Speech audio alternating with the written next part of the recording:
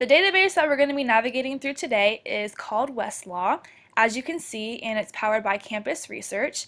The fastest way to get to this database is through the Ball State website. If you click on Library and you click on General, click on Law, and it'll be your second option right here. So real quick, Westlaw is basically a database that compiles a bunch of information about news and business content. So newspapers, magazines, trade journals, stuff like that. But it also has a lot of law content. So that's going to be your court cases, your Supreme Court cases. I mean, it has all of it listed here. So even though you're not a law student, you can still use this website if you're researching a law case, for instance.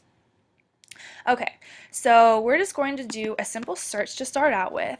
So let's type in rape. And let's narrow it down. So we're going to say rape and Indiana. And we're going to say unrestricted for the time frame. Search only headlines and lead paragraphs and newspapers. And we'll see what pops up. So 1,600 results pop up. Obviously, we're going to want to narrow that down a little bit more, so let's go back. And for the time frame, let's put in the last 30 days and see if that just helps out at all.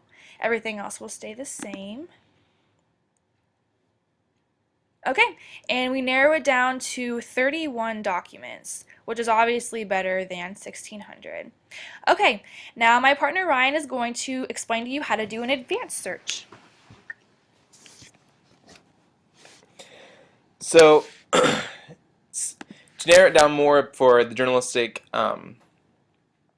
reasoning behind using Westlaw, say that you're doing a story for the Daily News about murders on campus, and so the first thing you want to type in is murder, obviously, because that's what you're searching for, and maybe also Indiana. And since we go to Ball State, then we would want to type in Ball State. I don't think there's been any murders in the last 3 years, so we're gonna go to unrestricted, so it'll go back as far as that database will let us. Search only headlines and lead paragraphs.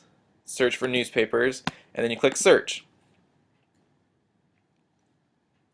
As you can see, we get 765 documents, and just because I put Ball State in the same line, the words in the same line, I didn't put them in quotes, then it popped up with a bunch of results that only focus on the word state or the word ball, and that's not what we want. So we want to go back to our search page and put Ball State in quotations, so it jumbles those words together and doesn't separate them when you search. And when we get our 8 results, and you would scroll down and kind of find one that you're looking for. And here's one for no death penalty in Muncie shooting.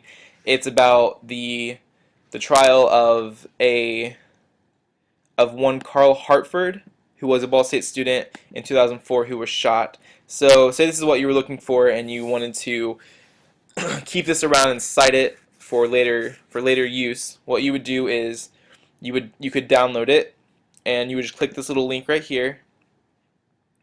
Choose how you want it saved on your computer. If you want it as an HTML or a PDF, I would choose a PDF. Make sure that you're doing the current document and not all the results, because that's going to be way too much, obviously. And the full text, because you don't want just partial text. And then click Save. And what it did is it saved it to my computer and sent me back to the results. That way I can continue reading or find more. And on the left over here, you can see that there's like an overview of what the article would be, and over here in the white, it is the complete article, obviously. Also, if you wanted to save it, you could have it emailed to you, and you can also print it.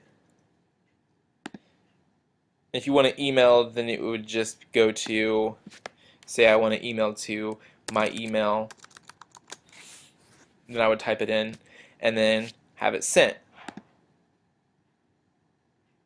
Also, if you wanted to check um, the credibility of this, then you could look into the Journal Gazette from Fort Wayne, because the Muncie Star Press is not included in this database, but there are other towns surrounding that are included, for instance, like Fort Wayne and Anderson, that will put you to their newspapers. So you could research the Journal Gazette, and there is no author for this, but say you wanted to research an author, you could click, if you were looking at a different um, article,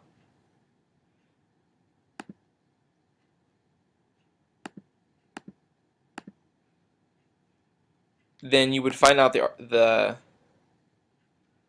author's name, like Kim Bell, and also research her a little bit and figure out her credentials and credibility. I hope this helps with your research, and good luck!